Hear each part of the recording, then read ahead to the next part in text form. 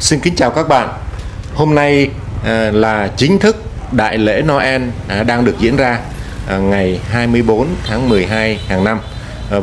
Hôm nay chúng tôi muốn đi thực tế tại những cái khu vực có những cái ngôi thánh đường của nhà thờ Công giáo cũng như là nhà thờ Tin lành để xem cái không khí thật sự ở bên ngoài nó được diễn ra như thế nào, bầu không khí có náo nhiệt như chúng ta kỳ vọng hay không. Trước mặt chúng ta ngôi thánh đường đầu tiên chúng ta ghé thăm đó là giáo xứ Mông Thọ thuộc địa bàn tỉnh Kiên Giang. Đây là quốc lộ 80. Mặt đường đã bắt đầu náo nhiệt, những cái dòng xe cộ tấp nập đang là tiến về phía nhà thờ để tham dự thánh lễ Giáng sinh năm 2022. Vẫn là những cái tháp chuông cao vời vợi, vẫn là những cây thông Noel đặc trưng, vẫn là những cái ngọn đèn nhấp nháy đặc trưng của những cái đêm thánh Noel đang là sáng tưng bừng náo nức trong lòng người dân của Kiên Giang. Dòng người tôi nhận thấy đã rất đông, dòng người vẫn đang tiếp tục đổ về ngôi thánh đường để tham dự thánh lễ. Rất đông các bạn. Xe cộ đã phải dừng lại một cách chậm rãi mới có thể qua được. Các bạn thấy trước mắt bạn là dòng người vẫn tấp nập nô nức trở về những ngôi thánh đường để tham dự một buổi thánh lễ lớn nhất, trọng đại nhất trong năm, đặc biệt là một thánh lễ quan trọng đối với người Công giáo cũng như là đối với Tin lành và đạo Kitô nói chung. Dòng người tấp nập và các bạn có nhận thấy là những cái suối người đang là đổ về rất đông, bầu không khí đang nóng dần lên từng lúc. Lúc này mới là 7 giờ hơn mà dòng người đã tấp nập trở về với những ngôi thánh đường. Và các bạn thấy là trước mặt các bạn là một cây thông Noel rất lớn, ngôi thánh đường lộng lẫy sặc sỡ những cái ánh đèn đặc trưng của những cái đêm thánh Noel. Các bạn thấy là sức nóng đang là tăng dần lên. Có vẻ như là quốc lộ 80 quá nhỏ hẹp với một biển người như thế này. Ngoài sức tưởng tượng của chúng tôi, năm nay là một năm đặc biệt. Qua 2 năm đại dịch Covid thì năm nay phần nào đã được giải tỏa những cái khó khăn do dịch bệnh để lại, và Noel này là minh chứng cho điều đó. Dòng người chúng tôi nhận thấy vẫn tiếp tục đang là đổ về ngôi thánh đường của giáo họ Mông Thọ. Tất cả đều háo hức chờ đợi một sự nhiệm màu mà Thượng Đế đã ban tặng cho con người. Bầu không khí thật sự nóng lên rồi các bạn ơi. Dòng người mỗi lúc một đông, hầu như là đường phố đã chật hẹp lại, không còn lối đi nữa. Tất cả căng như sợi dây đàn, tưởng chừng như giáo họ Mông Thọ vỡ trận đến nơi rồi các bạn ơi. Càng ngày dòng người càng đông tiến về phía thánh đường để đón mừng ngày lễ Giáng sinh. Thưa các bạn, thật sự là chúng tôi vô cùng xúc động trước biển người như thế này. Có thể nói bằng một ngôn từ như thế nào đây các bạn? Quá sức tưởng tượng của chúng tôi. Trên quãng đường khoảng 2 cây số đông nghẹt những cái dòng người đang là tiếp tục đổ về ngôi thánh đường để đón mừng Chúa Giáng sinh. Kính thưa các bạn, Noel hay là lễ Giáng sinh không còn là của riêng những cái người Công giáo hay là những người Tin lành nữa, mà đã là của toàn thể nhân loại rồi các bạn, của tôi, của các bạn và của toàn thể thế giới này. Các bạn không thể nào giữ ngày lễ Noel cho riêng các bạn nữa, mà đã trở thành của chung của cả thế giới này. Bầu không khí thật sự nóng lên rồi các bạn ơi. Tưởng chừng như là chúng ta không thể nào chen chân để mà bước vào phía trong ngôi thánh đường được. Tôi đang là ghi hình tại phía bên ngoài đường quốc lộ 80. Không thể nào mà chúng ta có thể chen chân vào trong ngôi thánh đường được các bạn. Chúng ta phải dùng một cái cụm từ nào để mà diễn tả được bây giờ các bạn. Vâng, chúng tôi rất là bối rối, không biết phải dùng từ khóa nào để mô tả cái tình hình hiện tại trước ngôi thánh đường này. Vâng, đúng rồi, tín đồ các bạn tôi đã tìm thấy rồi. Vâng, thật sự là những tín đồ tôn giáo đang là tiến đến nhà thờ một cách ngoài sức tưởng tượng của chúng tôi. Vâng, chỉ có thể là tín đồ, không phải tín đồ bóng đá các bạn. Tín đồ bóng đá thì không thể nào mà diễn tả hết được các bạn. Bóng đá chỉ nóng lên đối với sự ganh đua trong từng trận đấu. Còn tín đồ của tôn giáo, tín đồ của niềm tin thì đến đây bằng niềm tin, bằng lòng yêu thương, bằng sự hiểu biết về chân thiện mỹ mà những cái tín đồ này đến đây. Vâng, là một cụm từ hết sức đúng ý nghĩa, chỉ có thể là tín đồ của các tôn giáo thôi. Vâng, ở đây cụ thể là tín đồ Kitô giáo, họ đang đến đây với một cái tấm lòng nhiệt thành của mình, không ganh đua, không chút đắn đo, mà bằng cái tình yêu thương. Vâng, ở đâu đó trong một lần tác nghiệp tôi đã đọc được cụm từ Thiên Chúa là tình yêu. Vâng, chỉ có tình yêu vô vị lợi thì người ta mới có thể bày tỏ cái sự nhiệt huyết của người ta đến mức này. Vâng, nếu các bạn mà dùng từ tín đồ để dành cho những cái môn thể thao khác thì quả là phạm thượng. Vâng, theo tôi nghĩ từ tín đồ chỉ được dành cho những cái người thật sự yêu mến một tôn giáo nào đó thì gọi là tín đồ. Tín đồ Thiên Chúa giáo, tín đồ Phật giáo, tín đồ Tin Lành, vân vân, chỉ có thể dành cho tôn giáo thôi. Bầu không khí rất nóng, rất sôi động các bạn. Chúng tôi không thể nào mà tiến vào phía trong được, đành đứng ở bên ngoài để ghi hình.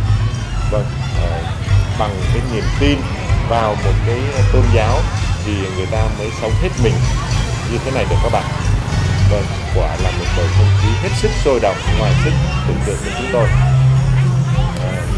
Tất cả mọi thành phần, mọi lứa tuổi cũng như là mọi giới tính đều trở về đây bằng. Vâng, bây giờ chúng ta tiếp tục cuộc hành trình đi đến một ngôi thánh đường khác đang là chờ đợi chúng ta ở phía trước, coi là những cái bầu không khí thật sự ở bên ngoài nó được diễn ra như thế nào. Chúng ta có thể thăm một ngôi thánh đường của tôn giáo khác, đó là nhà thờ Tin Lành. Vâng, mời các bạn cùng với chúng ta tiếp tục cuộc hành trình. Hôm nay chúng ta không vào phía bên trong các ngôi thánh đường. Chúng tôi muốn phản ánh một cái tình hình thực tế, cái bầu không khí nóng bỏng ở bên ngoài. Vâng, Noel đã không còn phải là của riêng ai nữa rồi. Trước mặt các bạn là ngôi thánh đường của Tin Lành. Vâng, các anh em của Hội Thánh Tin Lành cũng hết sức náo nhiệt. Quang cảnh đã nóng lên từng giây từng phút. Không riêng gì Công giáo các bạn, nhà thờ Tin Lành cũng sặc sỡ đèn hoa. Vâng, rất khang trang, rất là trang nghiêm để đón chào, đón mừng Đức Chúa giáng trần trong giây phút nữa đây. Vâng, đây là mặt tiền của thánh đường Tin Lành, tọa lạc tại khu vực Rạch Sỏi các bạn. Vâng, cũng hết sức náo nhiệt các bạn. Dòng người đang là đổ về đây ngày một đông hơn.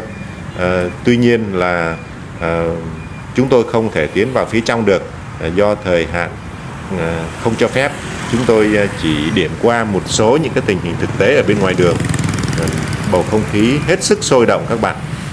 Chúng tôi nghĩ là chúng tôi chỉ dùng từ tín đồ cho những cái người thật sự yêu mến một tôn giáo nào đó thôi. Vâng, chúng ta quả là hơi quá lời khi mà các cái nhà báo dùng cái từ tín đồ dành cho một môn thể thao nào đó, như tín đồ bóng đá chẳng hạn. Vâng, hoàn toàn là khập khiễng các bạn. Quả là xúc phạm nếu mà chúng ta dùng từ tín đồ một cách quá đáng. Vâng, ở trước mặt các bạn đã là thành phố Rạch Giá rồi. Ở trước mặt các bạn là cổng Tam Quan, một cái cổng rất là lâu đời rồi, từ thời Pháp rồi các bạn. Tới hôm nay thì vẫn còn sừng sững ở trên đường Nguyễn Trung Trực. Vâng, chúng ta đang là đi ở trên tuyến đường Nguyễn Trung Trực để vào ngôi thánh đường của giáo xứ Rạch Giá. Hôm trước tôi đã quay lại những cái cảnh mà ban ngày những cái người giáo hữu ở đây đang là chuẩn bị hang đá, chuẩn bị hoa đèn cho đêm nay, đêm chính thức ngày Chúa sinh ra. Vâng, chúng ta đang là di chuyển ở trên đường Nguyễn Trung Trực, chuẩn bị chúng ta tiến vào phía nhà thờ Rạch Giá, xem cái quang cảnh ở bên ngoài đường nó được diễn ra như thế nào. Vâng, hết sức nóng bỏng, căng như sợi dây đàn các bạn. Trước mặt các bạn là đường Trần Phú và một con hẻm là đường Nguyễn Tự Trọng hay gì đó, tôi nhìn không rõ. Vâng, đây là khu phố văn hóa. Thấp thoáng ở phía sau là ngôi thánh đường của giáo xứ Rạch Giá các bạn. Trên ngọn tháp chuông những cái dây đèn đang là chớp nhá liên tục, báo hiệu một ngôi thánh đường. Trước mặt các bạn là ngôi thánh đường của giáo xứ Rạch Giá. Vâng, dòng người rất đông các bạn, ngay từ đầu đường đã không thể nào đi xe qua được nữa rồi, đã có sự kẹt xe các bạn. Vâng, và một cái tai nạn nhỏ cũng đã xảy ra. Vâng, một tai nạn nhỏ thôi, mọi người đang xúm lại giúp đỡ. Vâng, không có gì hết các bạn, tất cả đều là những cái va chạm nhỏ thôi. Vâng, nhờ hồng ân Thiên Chúa thì mọi chuyện tôi chắc chắn rằng mọi người sẽ bình an trong đêm nay. Vâng, trước mặt các bạn là ngôi thánh đường giáo xứ Rạch Giá. Đây là cổng bên hông các bạn ơi. Rất nóng các bạn, không thể nào di chuyển được nữa, tôi không thể nào tiếp tục di chuyển vào phía trong. Vâng, rất nóng. Tôi đã nhận thấy là đã có sự hiện diện của cảnh sát giao thông cũng đã được đến đây để hỗ trợ. Vâng, do giao thông bị tắc nghẽn, hầu như là các cái ngã đường tiến vào trung tâm của nhà thờ Rạch Giá đã đầy cứng những cái tín hữu, cả những người Công giáo hay là những người không phải là Công giáo cũng đều được đến đây, vòng tay mời gọi của giáo xứ này để đến với nhà thờ, để đến với Thiên Chúa Ba Ngôi ngày hôm nay. Vâng, đúng là Noel không còn phải là của riêng người Công giáo nữa rồi các bạn ơi, và đã là của tôi, của anh chị em, của tất cả mọi người, của chúng ta. Vâng, không có một lễ hội nào mà lại thu hút được nhiều người như lễ Noel hàng năm. Vâng, thường thì những cái khung cảnh như thế này thường thấy ở các cái nước phương Tây, nhưng mà vài năm nay thì ở Việt Nam mình cũng đã nóng lên rồi. Bầu không khí hưởng ứng cái ngày lễ Noel đã được lan tỏa khắp mọi người, mọi thành phần, dù là bạn là Công giáo hay là tôn giáo khác. Bởi lẽ Giêsu Christ là một người đã ảnh hưởng rất sâu rộng đến nhân loại, đến thế giới này. Vâng, dù bạn tin hay không tin Ngài thì bạn cũng phải lấy ngày Ngài sinh ra để làm cái mốc chia đôi dòng lịch sử nhân loại. Vâng, một tháp chuông cao vời vợi, một cái lối kiến trúc Gothic. Đây là một cái ngôi thánh đường cổ kính của thành phố Rạch Giá. Vâng, các bạn thấy một biển người rất đông các bạn, tôi độ là phải có hàng chục ngàn người. Vâng, có thể là hàng chục ngàn người đã đổ về đây để tham dự thánh lễ Noel vào khuya 24 rạng sáng ngày 25 hàng năm. Vâng, trước mặt các bạn là một biển người đang là bắt đầu dự thánh lễ rồi các bạn. Vâng, hồi nãy khi mà bước chân vào cổng chính của nhà thờ thì các bạn đã nghe thấy tiếng chuông nhà thờ báo hiệu buổi lễ bắt đầu. Vâng, buổi lễ đang được tiến hành ở ngoài trời các bạn. Một sân khấu rất lớn đã được dựng lên. Vâng, rất đông, từ người già, trẻ em cho tới mọi thành phần trong xã hội đều vui mừng nô nức đón chờ ngày này. Vâng, thật sự là một ngày lễ và cũng là một ngày hội của nhân loại nữa các bạn. Ngày hội ở đây là niềm vui, niềm hạnh phúc. Chúng ta đổ ra đường để cùng chung vui cái niềm hạnh phúc của ngày lễ Noel. Vâng, tôi thật sự xúc động trước cái hình ảnh này. Rất đông, không khí vẫn tiếp tục nóng lên từng giây phút một. Ở bên trong thì hàng chục ngàn người đang dự thánh lễ các bạn. Và ở phía bên ngoài thì cũng còn rất đông. Các bạn thấy không? Rất đông. dòng người tiếp tục đổ về các ngôi thánh đường để chứng kiến nghi thức kỷ niệm ngày Giêsu Christ được sinh ra. Vâng, kính thưa các bạn, trước mặt các bạn là một biển người. Vâng, tôi có thể dùng một cái từ không ngoa là một biển người đang là đứng kín hết cái khu vực khuôn viên của giáo xứ Rạch Giá. Vâng, trước mặt các bạn là một tấm băng rôn ghi là giáo xứ Rạch Giá. Vâng, trong một lần tôi được nói chuyện với một người bạn, và người bạn này cũng là một nhà khoa học. Anh ta nói rằng chúng ta nên tìm kiếm một tôn giáo để mà hướng đến, dù tôn giáo nào cũng được, bởi vì tôn giáo nó giúp cho người ta hướng đến những cái chân thiện mỹ, những cái giá trị của tình yêu thương, sự thứ tha và lòng bao dung các bạn. Ở đó chúng ta tìm thấy được một cái sự bình yên. Chứ các bạn không nên sống một cuộc sống vô thần. Nó làm cho chúng ta mất cái phương hướng khi mà chúng ta gặp phải những cái trắc trở của cuộc sống. Vâng, chỉ có tôn giáo là một cái điểm tựa tinh thần cho mỗi người chúng ta. Vâng, anh bạn là một nhà khoa học, anh đã khuyên tôi như vậy. Vâng, một cái lời khuyên hết sức chí lý các bạn. Vâng, các bạn thấy không, trước mặt các bạn là một biển người đang là đứng trang nghiêm để tham dự thánh lễ. Vâng, các bạn có thấy là chỉ bằng cái tình yêu thương và đạo Công giáo đã chứng minh điều đó.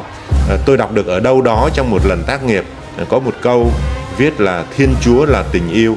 Vâng, chỉ có tình yêu mới kết nối được tất cả mọi người đến với nhau.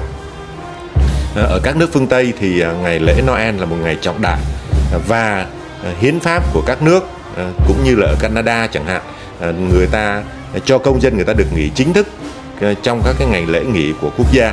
Và ngày lễ Noel là một cái ngày nghỉ, một cái ngày lễ lớn của các cái nước phương Tây. Vâng, họ mừng Noel rất lớn, và lễ Noel người ta kéo dài đến hết Tết Tây các bạn. Vâng,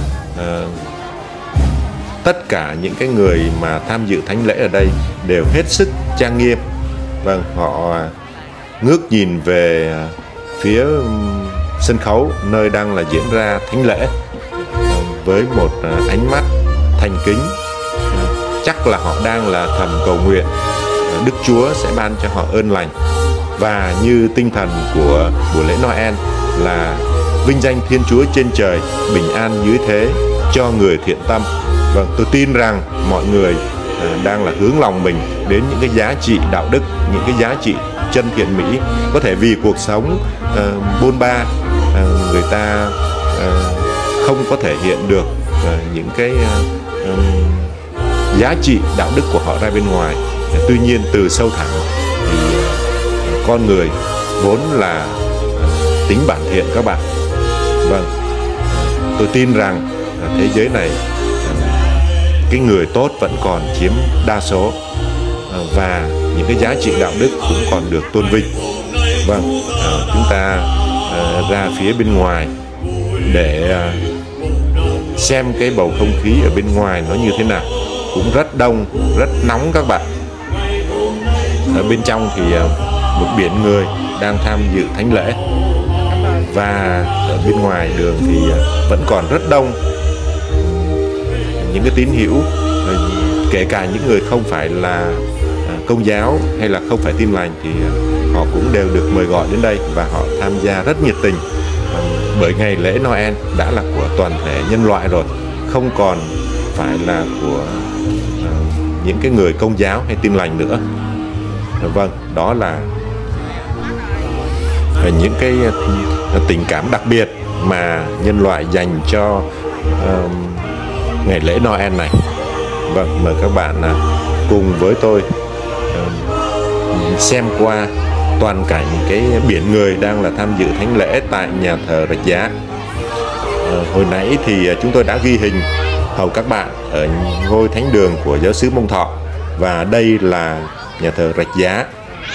cũng như là những cái hình ảnh của nhà thờ Tin Lành mà tôi vừa trình chiếu để hầu quý vị. Vâng, trong lúc phấn khích, nếu mà tôi có thể dùng một cái từ nào đó mà chưa có chuẩn mực thì xin quý vị rộng lượng tha thứ và comment ở bên dưới để giúp cho chúng tôi được hoàn thiện hơn. Vâng, đêm nay thật sự là chúng ta cảm thấy ngoài cái sức tưởng tượng của chúng ta các bạn.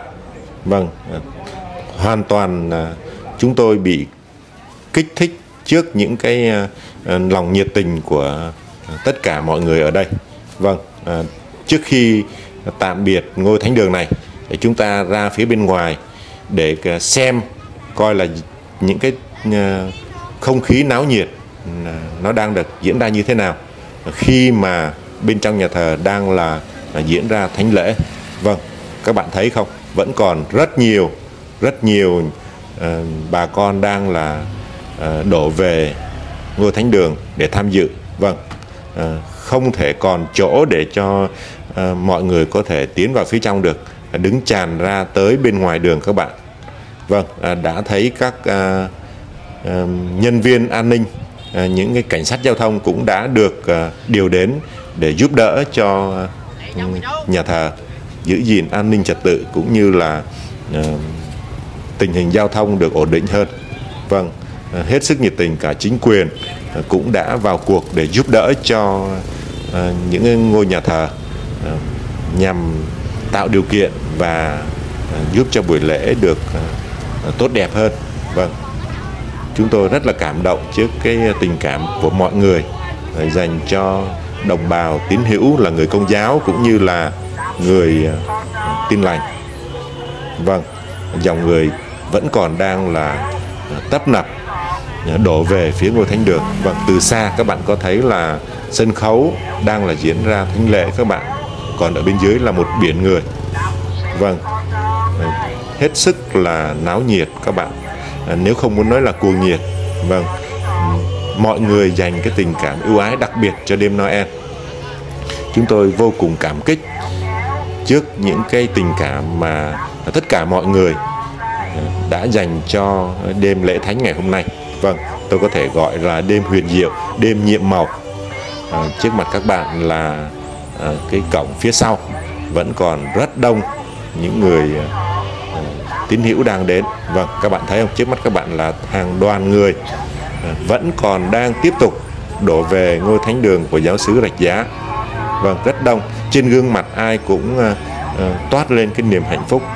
Vâng, chúng ta tạm thời quên đi những cái mối lo cơm áo gạo tiền, những cái cuộc sống nhỏ nhen đời thường để trở về đây, trở về với một cái niềm tin tôn giáo, đó là hướng chúng ta đến những cái giá trị chân thiện mỹ mà con người chúng ta hằng hướng tới. Vâng, cuộc sống luôn tốt đẹp các bạn. Có thể trên đường đời chúng ta gặp những cái điều bất hạnh, nhưng đó chỉ là những cái chuyện nhỏ nhoi, còn lại là tất cả đều tốt đẹp các bạn. Các bạn có thấy không ơi, trước mặt là một nhân viên an ninh cũng đang là đứng ở trước cái bảng hướng dẫn cho mọi người giữ xe. Vâng, một nhân viên giữ trật tự bận đồng phục dân phòng đang là đứng ở trước để hướng dẫn cho mọi người.